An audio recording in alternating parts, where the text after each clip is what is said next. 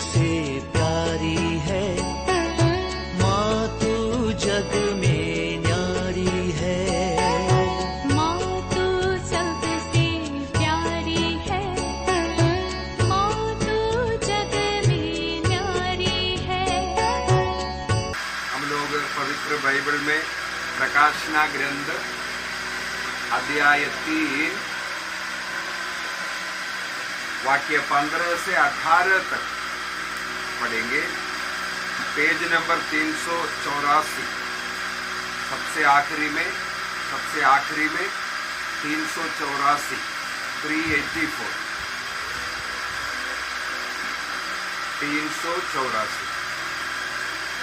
384 आखिरी में बोलिए। मैं पढ़ लेता हूं। यहाँ पर ईश्वर लौदीकिया नाम के जगह का कलीसिया को एक पत्र लिख रहा है। जैसे हमारे एक छोटा सा एक कलीसिया है, इस कलीसिया को एक पत्र लिख करके क्या बताते हैं? मैं तुम्हारे आचरण से परिचित हूं। तुम ना तो ठंडे और ना गर्म हो। कितना अच्छा होते कि तुम ठंडे या गर्म होते, लेकिन ना तो तुम गर्म हो और ना ठंडे, बल्कि कुनकुने हो। इसलिए मैं तुमको अपने मुख से उगल दूंगा। तुम कहते हो मैं धनी हूं, मैं समृद्ध हो गया, मुझे किसी बात की कमी नहीं। और तुम ये नहीं समझते कि तुम अभागे हो, दयनीय हो, दरिद्र, अंधे और नंगे हो। मेरी बात मानो, मुझसे आग में तपाया हुआ सोना खरीद कर धनी हो जाओ। उजले वस्त्र खरीद कर पहन लो और अपने नंगेपन की लज्जा ढक लो। अंजन खरीद कर आंखों पर लगाओ, जिससे तुम देख सको। ये प्रभु की वाणी है। जो हम लोगों ने जो वचन पढ़ा है, ये प्रकाशना ग्रंथ अध्याय 3 का वाक्य 15 से 18 तक। इस भाग में हम लोगों को पढ़ने के लिए मिलता है अध्याय 2 और 3। ईसा मसीह ने 7 कलीसियाओं को पत्र लिखा है। ईसा मसीह ने स्वयं योहन से कहा तुम ये लिखो, इसके बाद उस कलीसिया में पढ़ करके सुनाओ। अभी हम लोगों ने जो पढ़ करके सुना है वो लौदीकिया के कलीसिया को लिखा हुआ बात है। यहाँ पर मुख्य रूप से हम बोलेंगे 2 बातों के विषय में बोला। सबसे पहले बोला तुम ना ठंडे हो या गर्म, बल्कि तुम कुनकुने हो। पानी पीने के लिए 2 अवस्था अच्छा है। सबसे पहले वो ठंडा पानी पीने में अच्छा लगता है, या उसको उबला हुआ, गर्म किया हुआ उबला हुआ पानी, वो भी टेस्ट लगता है। कभी कभी हम लोग बोलते हैं हम ठंडा नहीं पी सकता, गला बैठ जाता है, तो बोले हाँ अभी गर्म करके लाता हूँ बोल करके मम्मी लोग जाते हैं। पानी को क्या करते हैं, थोड़ा हल्का सा गुनगुना कर देते हैं। क्या कर देता है, ठंडापन को हटाया, थोड़ा हल्का सा गर्म किया। उस अवस्था को कहते हैं कुनकुना अवस्था। ना वो गर्म हुआ ना वो ठंडा है। तो प्रभु यहाँ कहते हैं तुम ना तो ठंडे हो या ना गर्म, बल्कि कुनकुने हो। ईश्वर इसलिए बोलता है, इसलिए मैं मेरे मुख से तुम्हें उगल दूंगा। मतलब वो टेस्ट नहीं देता। 2 अवस्था टेस्ट देने वाला है, उस अवस्था में नहीं है। तुम यदि कुनकुना अवस्था में है तो मधुर नहीं है, टेस्ट नहीं है। प्रभु कहता है मेरे मुख से उगल दूंगा। इसका मतलब ईश्वर को कुनकुना स्वभाव अच्छा नहीं है। हम लोग किस चीज पर कुनकुना स्वभाव लेते हैं मालूम है? केवल प्रभु के कार्य के लिए हम लोग कुनकुने बन जाते हैं। प्रभु के कार्य के लिए हम लोग सोचते हैं हाँ चलता है, एक दिन चर्च नहीं जाने से भी चलेगा, एक दिन प्रार्थना नहीं करने से भी चलेगा।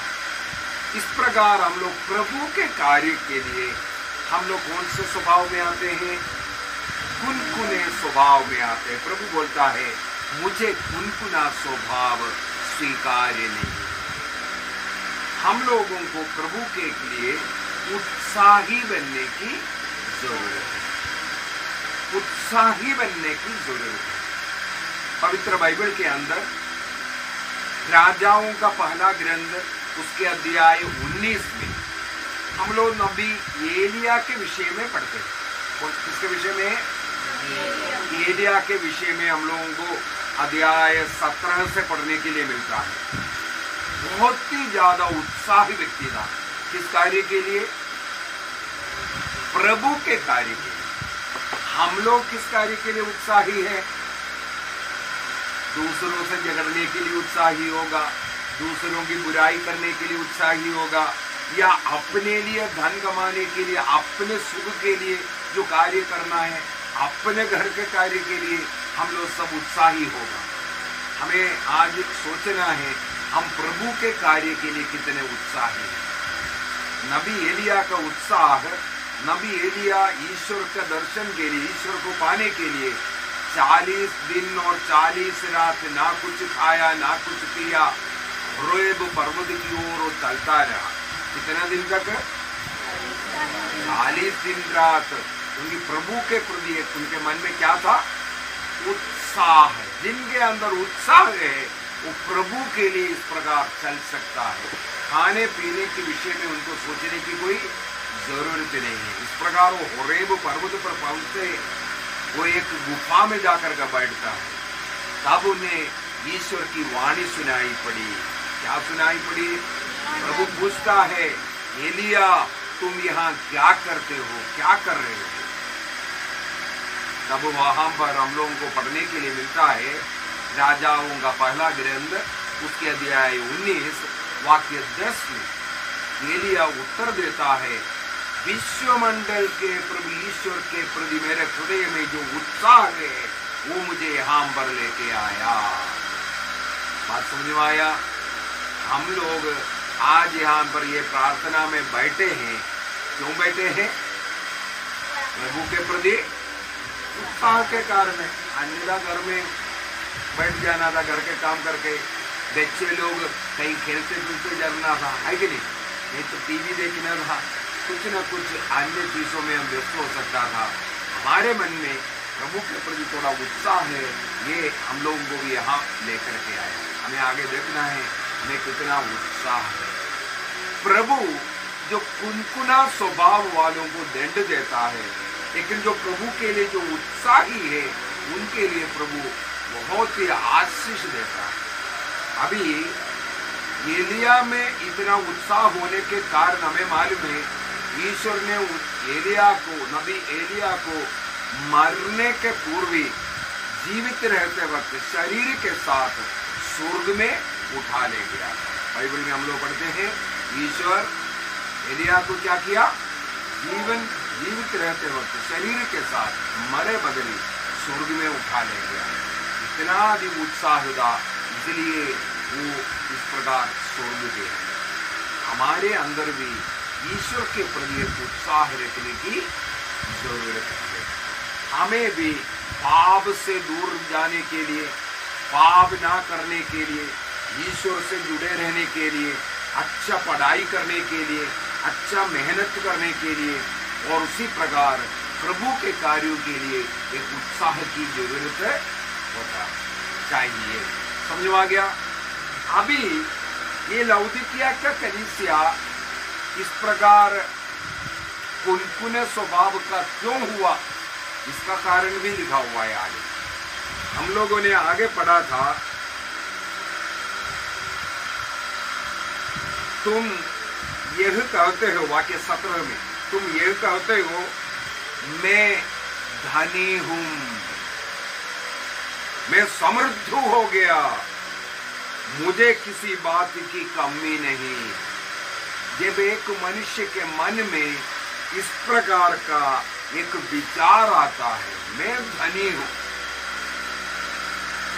पैसे के मामले में ही होना कोई जरूरी नहीं।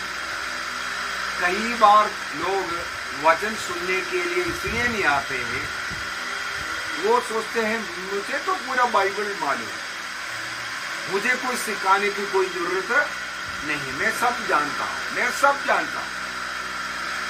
इस प्रकार का एक विचार रखने वाला व्यक्ति प्रभु के लिए कुनकुना बन जाता है। अगर देखेगा तो वो कुछ नहीं जानने वाला, जीरो है विश्वास में, बाइबल के ज्ञान में वो जीरो है, फिर भी अपने को क्या बोलेगा, मैं विश्वास में धनी हूं। कई मैं आजकल परिवारों में जा रहा हूं, ऐसे छोटे छोटे सभाओं में जा रहा हूं, लोगों से पढ़ने के लिए सुनने के लिए यही मिलता है, हमारे पूर्वज लोग ऐसा ऐसा था, फलाना जब फादर इधर था तब हम लोग ही तो पूरा चर्च को चलाता था।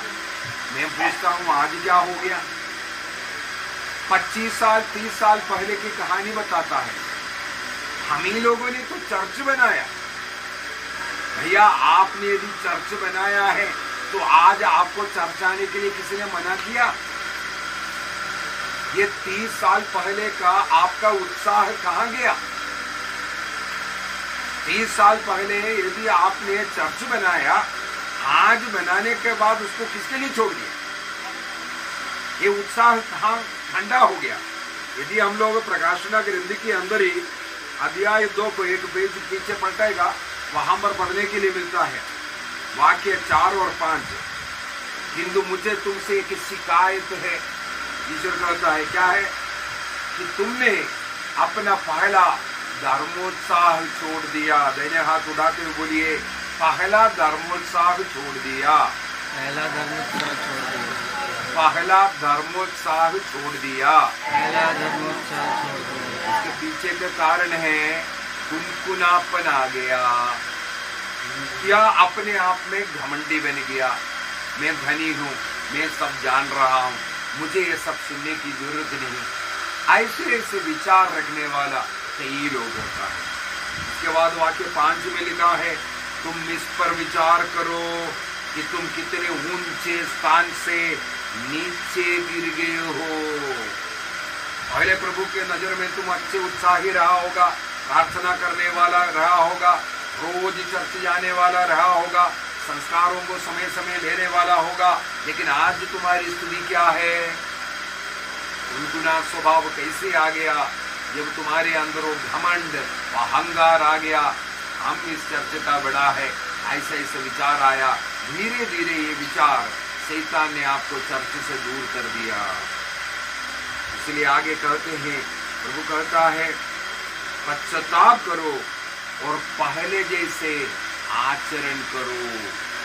मतलब 30 साल पहले यदि आपने चर्च बनाया, उस प्रकार का आचरण करने का चेष्टा करना है, कोशिश करना है। थोड़ा सा अध्याय 3 में फिर से जाते हैं, लौदीकिया के कलीसिया को कुछ और बोल कर दिया। बोलते हैं, मैं धनी हूँ, समृद्ध हो गया, मुझे किसी बात की कमी नहीं, इसलिए मुझे चर्च जाने की कोई जरूरत नहीं है, ऐसे ऐसा बोलते हैं। कुछ लोग ये भी बोलते हैं, क्या ईश्वर घर में प्रार्थना करेगा तो नहीं सुनता? चर्च में जाने का क्या जरूरत? कहीं भी बैठ करके प्रार्थना कर लो, प्रभु सुन लेगा। सही है क्या?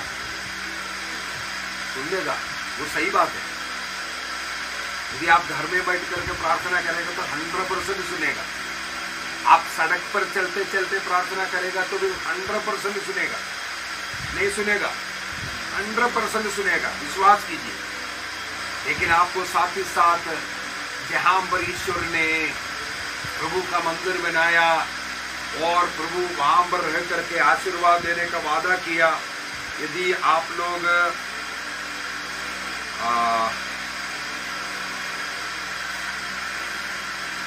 इतिहास का ग्रंथ है, इतिहास का ग्रंथ। दूसरा इतिहास उसके अध्याय 7 के अंदर हम लोग देखते हैं राजा सुलेमान के द्वारा पुराने विधान के अनुसार यरूशलेम में एक मंदिर बनाया था और ईश्वर ने नियम भी बनाया। पर्व मनाने के लिए हर वर्ष वहां पर मंदिर जाना जरूरी है। संसार के किसी भी देश में रह रहा हो उन लोगों के लिए नियम था, उनको पर्व मनाने के लिए कहां जाना है? यरूशलेम जाना जरूरी था। और लूकस के सुसमाचार अध्याय 2 के अंदर हम लोग पढ़ते हैं ईसा मसीह भी कहां जाते थे? यरूशलेम मंदिर जाते थे, है ना। 12 साल की उम्र में जब मंदिर में खो गया था, वहां पर हम लोग पढ़ते हैं, थोड़ा सा पढ़ करके सुनाता हूं। लूकस का सुसमाचार उसके अध्याय 2 के अंदर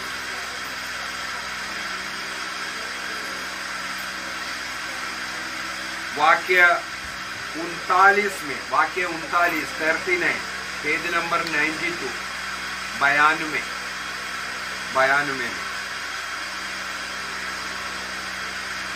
वहां पर लिखा हुआ है प्रभु की संहिता के अनुसार सब कुछ पूरा करने के बाद यदीदिया अपनी नगरी नाजरेत माता पिता बच्चे को मंदिर में अर्पित किया था। इसका मतलब बालक यीशु जन्म लेकर के 40 दिन हुआ था। कितना दिन? बेथलेहम से यरूशलेम जाकर के वे लोग प्रभु को मंदिर में अर्पित किया।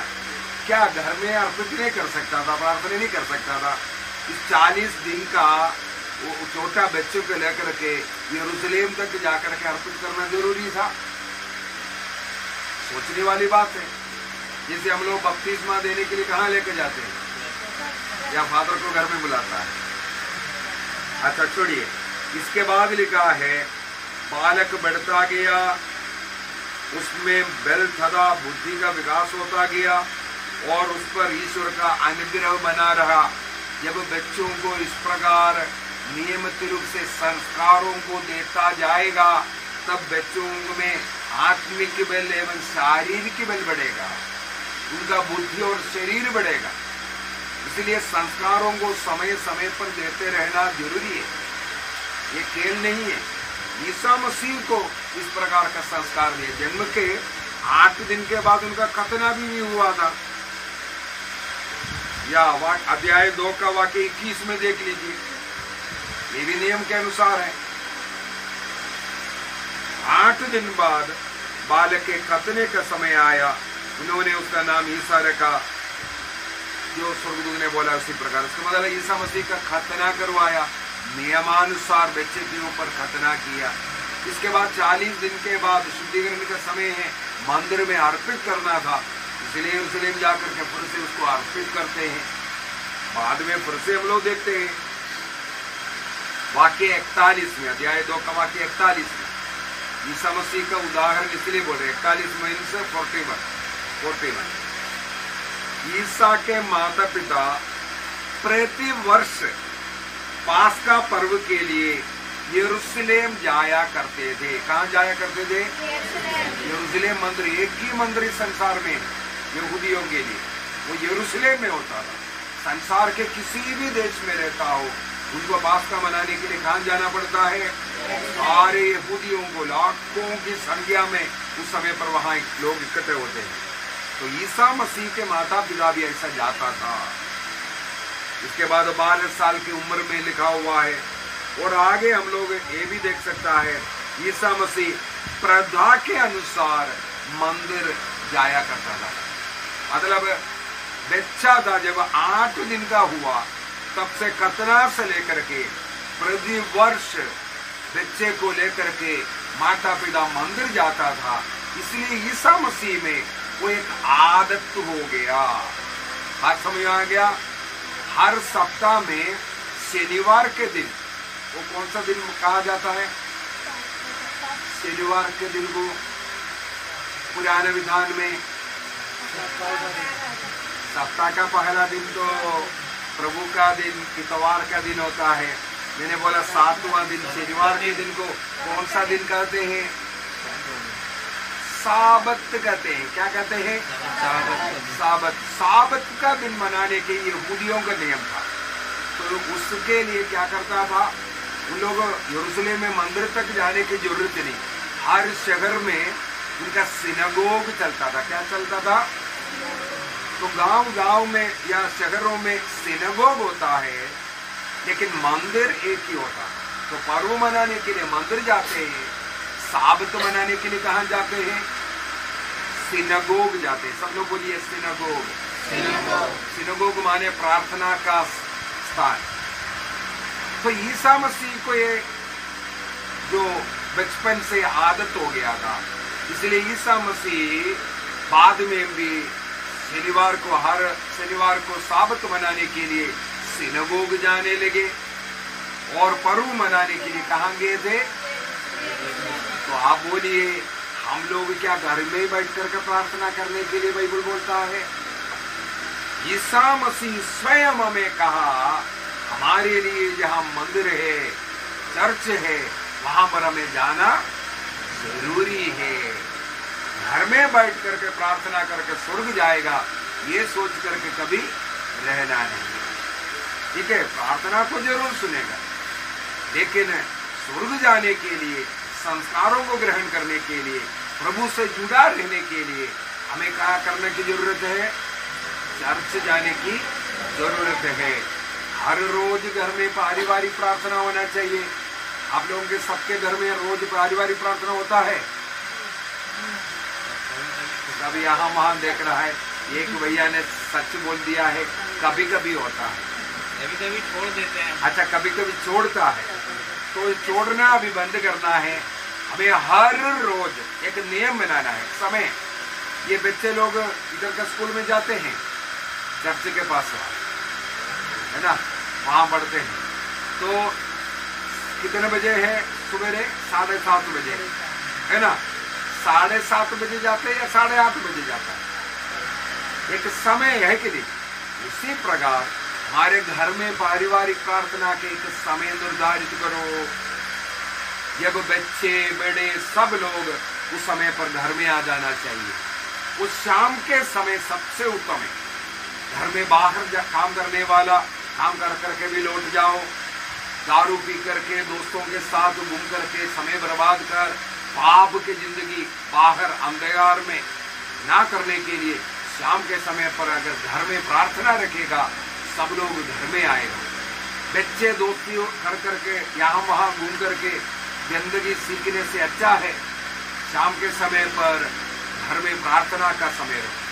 इसका एक और फायदा ये है, शाम के समय कहा जाता है ये शैतान का समय। नशा करने वाला अंधकार अंधेरा चाहता है कि नहीं? क्यों? उस समय पर शैतान का समय है। चोरी करने वाला प्रकाश में सबों के सामने कोई चोरी करेगा? ऐसे प्रकार के, चाहे वे विचार हो, लड़ाई झगड़ा, कोई भी ऐसा पाप में जीवन जीने वाला अंधकार का छाया लेता है। इसका मतलब अंधकार शाम का समय पाप का समय है। उस समय पर यदि घर परिवार प्रार्थना में बैठेगा, उस घर में आशीष आएगा, प्रभु निवास करने वाला घर बनेगा और शैतान उस घर के निकट भी नहीं आएगा। यदि हर रोज स्कूल जाते हैं, उसी प्रकार इतवार के दिन चर्च भी जाना नियम बनाना जरूरी है। कई लोग चर्च के जो जाता है वो समय पर नहीं जाता। यहाँ पर 3 मिसा है, 6:30 बजे की मिसा है तो 7 बजे तक पहुंचेगा, 8:30 का मिसा है तो 9 बजे तक पहुंचेगा, है ना। तो इस प्रकार लेट पहुंचने वाला ये भी गलत सिस्टम। स्कूल में जैसे हम लोग समय के पूर्व पहुंचते हैं, उसी प्रकार चर्च के लिए भी हमें क्या करना है? समय के पूर्व में पहुंचना चाहिए। फादर वेदी में आने के पहले हम लोग बैठा हुआ प्रार्थना करते हुए तैयारी में बैठा हुआ होना चाहिए। और मिस्सा खत्म होने के बाद जब तक पुरोहित वेदी छोड़ करके नहीं जाएगा, हम लोग चर्च से उड़ करके जाना नहीं चाहिए। तो ये है मिस्सा का नियम। मिसा के लिए एक दिन पहले से तैयारी करो। कपड़ा तैयारी करना, पाप स्वीकार कर करके आत्मिक रूप से तैयारी करना, जो भेंट लेकर के जाने के लिए तैयारी करना, इतवार के मिसा के लिए शनिवार को ही तैयारी कर करके लेकर के जाना, ये सब हम लोगों को सीखने की जरूरत है। बात समझ में आ गया? तो मतलब इतवार को मिसा बलिदान जाने के पहले एक दिन पहले ही तैयारी करना। मैं इतिहास का ग्रंथ को आपको बोल करके दे रहा था। इतिहास के ग्रंथ के अंदर दूसरा इतिहास अध्याय 7 के अंदर ईश्वर स्वयं सुलेमान से, सोलोमन ने मंदिर बनाया था। उस समय पर सोलोमन से प्रभु कहता है, क्या कहता है? जो मंदिर का प्रतिष्ठा किया है, जो प्रभु के लिए जो स्थान निर्धारित किया है, प्रभु वादा करता है जो कोई व्यक्ति इस मंदिर में आकर के प्रार्थना करता है, वो जो कुछ मांगेगा मैं स्वर्ग से उन्हें वो प्रदान करूंगा। वादा समझ में आ गया? हमारे लिए प्रार्थना का बलि अर्पित करने का जगह चर्च निर्धारित है। तो उस चर्च में जाकर के जब हम प्रार्थना करेंगे, बलि अर्पित करेंगे, प्रभु स्वर्ग से उसको स्वीकार करेगा करके बोलता है। इसलिए हमें हर इतवार को चर्च जाने, एक इतवार को यदि चर्च नहीं जाएगा आलस्य के कारण, जैसे भैया ने कहा कभी कभी घर का प्रार्थना भी छोड़ देता है कुनकुना स्वभाव के कारण। वो नबी एलिया के समान हमारे अंदर प्रभु के प्रति उत्साह की कमी के कारण हम प्रार्थना नहीं करते हैं, रोज बाइबल नहीं पढ़ते। हमें एलिया के समान उत्साही बनना है। एक भी दिन ऐसा नहीं होना चाहिए हमारे घर में पारिवारिक प्रार्थना नहीं हुआ हो। ऐसे एक भी इतवार नहीं होना चाहिए कि हम लोगों ने चर्च नहीं गए। आपको मालूम होना चाहिए एक इतवार को चर्च नहीं गया तो आत्ममारू पाप है। कौन सा पाप है? आत्ममारू पाप के बाद परम प्रसाद को ग्रहण कर पाएगा? परम प्रसाद को ग्रहण करने के लिए फिर क्या करना पड़ेगा? इसका मतलब एक इतवार को चर्च नहीं गया तो अगला इतवार को गया तो परम प्रसाद ग्रहण करना है। क्या करना पड़ेगा? आप स्वीकार करना पड़ेगा, इसके बाद परम प्रसाद ग्रहण कर पाएगा। नियम इतना सख्त है। आपको ये भी बात बोल करके देता हूं, जिस जगह पर कोई पुरोहित नहीं है, जिस जगह पर कोई चर्च नहीं है, मान लो उदाहरण के लिए सऊदी अरेबिया, कोई चर्च नहीं है, कोई पुरोहित नहीं है, उनके लिए भी एक नियम है। जो प्रभु का दिन, इतवार का दिन जो प्रभु का दिन है, वो प्रभु का ही दिन है। उस दिन चर्च नहीं है, फादर नहीं है बोल करके वहां रहने वाला कैथोलिक लोगों के लिए कोई एक्सक्यूज नहीं है। क्या नियम है? अभी वहां पर आसपास जितना भी ईसाई लोग रहते हैं, सबको एक जगह पर इकट्ठा होना है, गाना गाना है, बाइबल पढ़ना है। यदि कोई वचन घोषणा कर सकता है वचन घोषणा किया, अन्यथा प्रार्थना किया, मध्यस्थ प्रार्थना किया, प्रभु की आराधना किया, स्तुति किया। जितना कार्य, जितना हम लोग मिस्सा बलिदान के लिए समय व्यतीत करता है, उतना समय प्रार्थना में रहना जरूरी है। बात समझ में आ गया? जैसे अभी कोरोना काल था, हमारा भी चर्च कुछ समय के लिए तो बंद हुआ है कि नहीं? तब के लिए क्या नियम था? चर्च नहीं आना, आप लोग सो जाओ। हाँ, क्योंकि अड़ोस पड़ोसी मिलकर के प्रार्थना नहीं कर सकता, क्योंकि एक दूसरे से मिलना मना है, कोरोना लग जाएगा। इसलिए बोला घर में उतना समय आपको क्या करना है, वो अभी वो अनुमति नहीं है। अभी चर्चों को ले गया, उससे आपको कहाँ जाना पड़ेगा? देखो, चाहे कोरोना हो, चाहे फादर नहीं हो, चर्च नहीं हो, फिर भी प्रभु का दिन को हमें मनाना जरूरी है। ये सबों को समझ में आ गया? हमें कुनकुना स्वभाव का नहीं बनना। हम धनी हैं, हमें जाने की जरूरत नहीं, कभी कभी जाए सभी परम प्रसाद लेंगे, ये सब हम बोलना नहीं चाहिए। अंतिम खत्म करने के पूर्व में एक बार थोड़ा सा लौदीकिया कलीसिया में वापस जाते हैं। वहां पर प्रभु 3 बातें हम उनको बोलते हैं जो अपने को धनी मानने वाला। उससे क्या कहते हैं? सबसे पहले क्या कहा? मेरी बात मानो नहीं, उससे पहले भी है। मैं समृद्ध हो गया, मुझे किसी बात की कमी नहीं, और तुम ये नहीं समझते कि तुम अभागे हो। जो अपने आप में धनी बोल रहा है, मुझे कोई कमी नहीं है, ऐसा बोलने वालों को प्रभु बोलता है तुम क्या है, अभागे हो। इसके बाद क्या कहते हैं, तुम्हारी स्थिति बहुत दयनीय है, कुछ नहीं जान रहे, फिर भी बोल रहे मैं सब कुछ जान रहा हूं, मुझे ये बात सब सुनने की कोई जरूरत नहीं है, बोल रहा है। प्रभु बोलता है तुम्हारी स्थिति दयनीय है। इसके बाद बोलता है तुम दरिद्र हो। अभी ये लाउदिकिया के विषय में आपको शायद मालूम नहीं होगा, मैं आपको बोल कर देता हूं, ये जो 7 कलीसिया या एशिया के उस जगह का अन्य कलीसियाओं से सबसे धनी कलीसिया लाउदिकिया के कलीसिया। क्या कारण है मालूम है, वहां से 2 चीज विशेषकर, एक कंबल एक्सपोर्ट करता है, लाउदिकिया में कंबल बनाता है, कपड़ा बनाने का फैक्ट्री लाउदिकिया में था, वो देश विदेशों में एक्सपोर्ट करता था, बेचता था। इसका मतलब इस प्रकार कपड़ा व्यापार के द्वारा उनके पास बहुत धन दौलत था।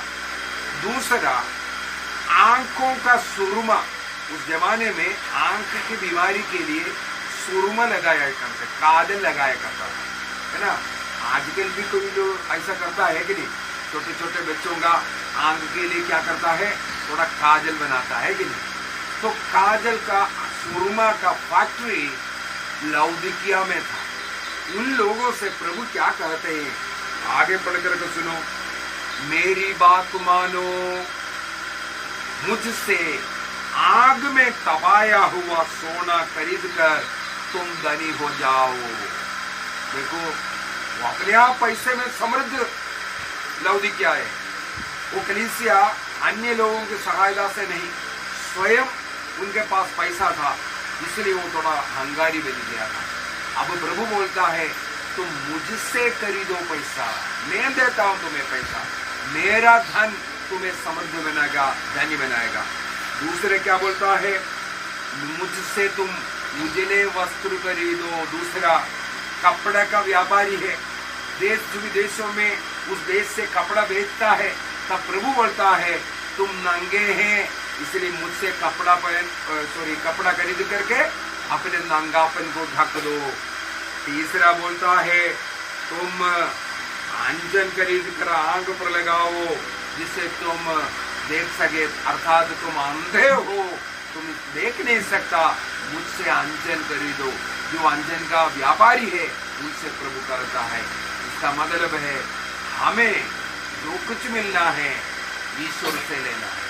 कभी भी ये नहीं करना है, बोलना है मुझे प्रार्थना की जरूरत नहीं, मुझे चर्च आने की जरूरत नहीं, मुझे पाप स्वीकार करने की जरूरत नहीं, मुझे चर्च से कुछ लेना देना नहीं, फादर से कुछ लेना देना नहीं। ऐसे ऐसे बोल करके अपने को हंगारी बनाकर नाश नहीं करना। प्रभु कहता है प्रभु में आओ, प्रभु से जुड़ करके तुम्हें धनी बनना है। प्रभु में रहेगा तुम्हारी नग्नता ढक जाएगा, प्रभु में रहेगा सत्य को देखने के लिए, अच्छाई को देखने के लिए तुम्हारी आंखें खुल जाएगा। लूकस के सुसमाचार 24 के अंदर 2 शिष्य लोग एम्माउस जा रहा था, वहां पर ईसा मसीह उनके साथ हुआ, शिष्य लोग 3 साल उनके साथ चला, लेकिन उनके आंख ईसा मसीह को नहीं पहचान पाया। जब ईसा मसीह ने उन्हें रोटी खिलाया तब उनके आंख खुल गया। इसका मतलब यदि हमें सत्य को देखना, सच्चाई को देखना, जो पवित्रता को देखना है, हमें ईश्वर से जुड़ने की जरूरत है। बात समझ आ गया? तो हमें चर्च से जुड़ना है। चर्च से जुड़ने का मतलब है ईश्वर से जुड़ना है। मुख्यतः हमें हर रोज घर में पारिवारिक प्रार्थना करना है। कब करेंगे? शाम के समय पर, है ना। जिसके घर में 6 बजे से हो सकता है 6 बजे करो, जिसके घर में 7 बजे से हो सकता है 7 बजे करो, जिसके घर में 8 बजे से होना है 8 बजे करो। ये आपको तय करना है कौन सा समय पर है, लेकिन उस शाम के समय सबसे अच्छा समय होता है जब घर में सब लोग आकर के प्रार्थना के लिए। कितने समय के लिए प्रार्थना करेंगे? 1 घंटे का, उसको बोलते हैं पवित्र घड़ी। घर का पवित्र घड़ी होना चाहिए। पवित्र घड़ी बनाने के लिए 1 घंटा प्रार्थना, गाना गाओ, बाइबल का 1-2 अध्याय पढ़ सकता है, प्रार्थना किताब से प्रार्थना करो, आखिरी में एक रोसरी करो, ये सब कर करके 1 घंटे से ऊपर ही होता है। बात समझ में आ गया? इसके बाद ये गांव जो है चर्च के करीब है कि नहीं? रोज बच्चे स्कूल जाता है कि नहीं? साइकिल में जाता है, पर कैसे जाता है? पैदल जाता है। अच्छी बात है। तो रोज चर्च जाने के लिए कौन सा प्रॉब्लम है?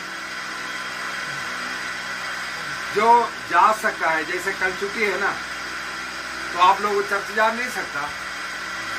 हर रोज सुबह 6:30 बजे मिसा होता है, 7 बजे खत्म होता है।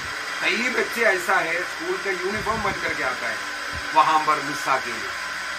यदि आप लोग चाहेगा तैयार, थोड़ा आधा घंटा पहले हो जाओ, मिसा में भी भाग लिया, बाहर उधर ही स्कूल है।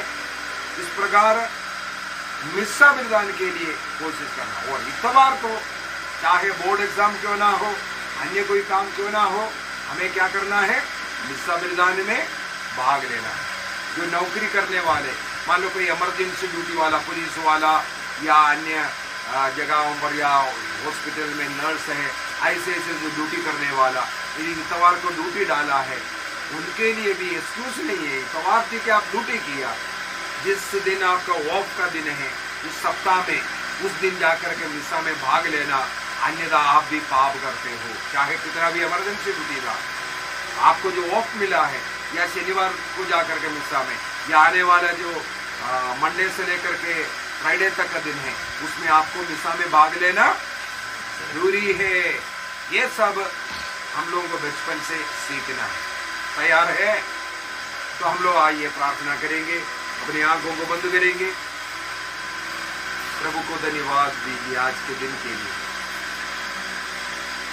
आइए हम अपने अपने परिवारों को समर्पित करेंगे। हमारे माता पिता, जीवन साथी, बच्चे, घर के बुजुर्ग लोग, भाई बहन, हमारे पड़ोसी लोग, हमारे इस क्षेत्र के अन्य परिवार, सबों को याद कीजिए। इस समय पर प्रभु के पवित्र हृदय में उन्हें समर्पित कीजिए। हर एक परिवार के लिए प्रार्थना कीजिए। यदि कोई बीमार है, इसी समय पर उनके सब प्रकार की बीमारियां दूर हो जाएं, प्रार्थना कीजिए। जो हताश निराश है, उन्हें प्रभु से आनंद खुशी मिलेगा, प्रभु में लौटने का निर्णय करें। आप अपनी सारी चिंता प्रभु को अर्पित करें। यहाँ के सभी बच्चों के लिए प्रार्थना करता हूं, ईसा मसीह के समान प्रभु से जुड़ने के लिए, चर्च से जुड़ने के लिए इन लोगों को कृपा मिले। ईसा मसीह जिस प्रकार माता पिता के अधीन रहा, बच्चों को भी वही कृपा मिले। इस प्रकार अपने शरीर में, बुद्धि में विकसित होने, ईश्वर तथा मनुष्यों के अनुग्रह में बढ़ने की कृपा मिले। युवक युवतियों को पवित्रता के जीवन जीने की कृपा मिले। अपने पढ़ाई के अनुसार सबों को रोजगारी मिले। अविवाहितों को जीवन साथी मिले। निसंतानों को संतान मिले। हर परिवार में शांति आवे। प्रार्थना एक साथ करेगा, आपके परिवार से अशांति दूर हो जाएगा, लड़ाई झगड़ा दूर हो जाएगा। जो नशे के बंधन में है, अन्य पाप के बंधन में है, उन्हें उससे मुक्ति मिले। हमारे मुक्ति के लिए ईसा मसीह ने कलवारी पहाड़ पर कष्ट झेला, अपने आखिरी बूंद रक्त भी बहाया। उस पावन लहू को इस समय पर आप सबों के सिर से लेकर के पांव तक में विलेपन करता हूं। यीशु के पवित्र लहू को घर के कोने कोने पर छिड़काता हूं, पूरे घर के ऊपर, यहाँ के पूरे कंपाउंड के चारों तरफ यीशु के पवित्र लहू द्वारा मैं बांध देता हूं। सारे अंधकार की शक्ति अविश्वास की शक्ति, लड़ाई झगड़ा की शक्ति, नशे की शक्ति इन परिवारों से दूर चले जाए। बच्चों को प्रभु के साथ मिलकर के प्रार्थना करने, पवित्रता की साधना करने, जीने की कृपा मिले, पढ़ाई करने का बुद्धि और ज्ञान मिले, एक दूसरे में आपसी भाईचारा बढ़ता जाए। सबों को समर्पित करते हुए आइए हम थोड़ी देर स्तुति करेंगे। Hallelujah hallelujah hallelujah hallelujah hallelujah hallelujah hallelujah hallelujah hallelujah, महिमा हो,